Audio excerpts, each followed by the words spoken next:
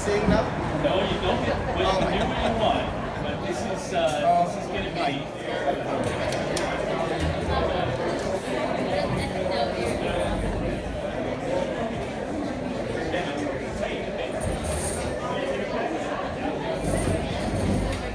As I mentioned in my opening statement, I have already put forward a policy to marry two of Winnipeg's greatest strengths, which is our fabulous bus manufacturer and the strength of Manitoba Hydro, to create a 100% fully electrified bus fleet. The effect of this, first of all, is that we'll stop burning diesel fuel when we drive our buses. There's a lot of economic benefits associated with it as well, because we're not going to be importing fossil fuels anymore, and we're going to be buying our energy that's created right here at home. Similarly sized cities in terms of transit operating contribution, what are your priorities for transit investment? Winnipeg runs on far less money than all the other cities. They bring out Ottawa and Edmonton, two cities that are funded in a completely different way. One is in the richest country in the world, Alberta, and the other is the capital of our country. What is going to change is that we have to get serious about economic growth. We actually have to get to 3% economic growth, which is what Morden is, I'm the former mayor of Morden. It's what it performs at, and it performs that way because people go out in the city and they actively are assisted in helping to start new jobs. We need money to have transit, we need people to have money, we need jobs. We got 150,000 people, 49 to 60, 69 that are not presently in the workforce. There's lots of opportunity to boost this city up, and then once we are raising our own money, the province and the feds will give us an equal share of those. That's how you make the bus system better. More people, more money. Thank you. No problem.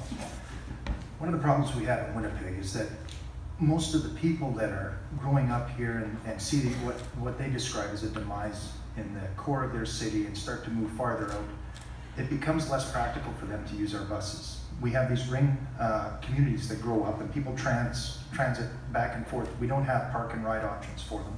We don't have effective transit that's nimble and able to accommodate that yet.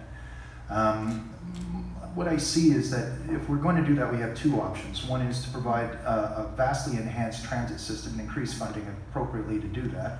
And hopefully with the advent of more electric buses, we have less maintenance costs, as Tesla will attest to. But one of the other things that could be considered is that these people that have the wear and tear and decide with their affluence to move out of the city and then travel back and forth, their wear and tear on our first responders and our roads, well then maybe the province should step in for transit and recognize there's a percentage of this that's causing this imbalance, and we might be able to provide something like a pass for the city in the core, which is done in other places like Sweden, etc. And the bus is the fares. Nobody asks us drivers that question, is it? Because we drivers don't know. We're in the seat day in, day out.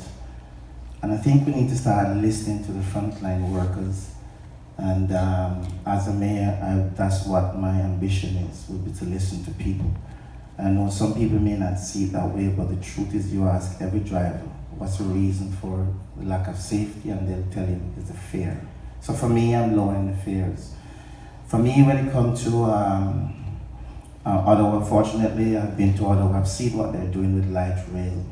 We have some catching up to do, but what is missing is the leadership, the vision that we can all rally around it. The federal government and the provincial government is waiting on the leadership to make this happen. Thank you. Thanks very much. I agree with some of the comments that have been made earlier about it's not just about spending more money, it's spending it more efficiently and making sure that we're getting value for those investments.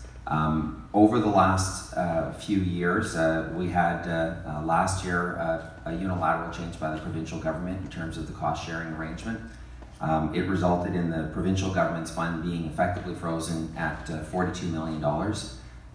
We've increased this year from $55 to $66.4 million, the tax-supported subsidy to Winnipeg Transit. It's certainly not going to get us where you see these charts for Edmonton and Ottawa, but there are very different funding arrangements with the provincial governments in each of those respective provinces. The focus really needs to be on citizen focus. It needs to be What's the experience like for a rider to get on and to use Winnipeg Transit?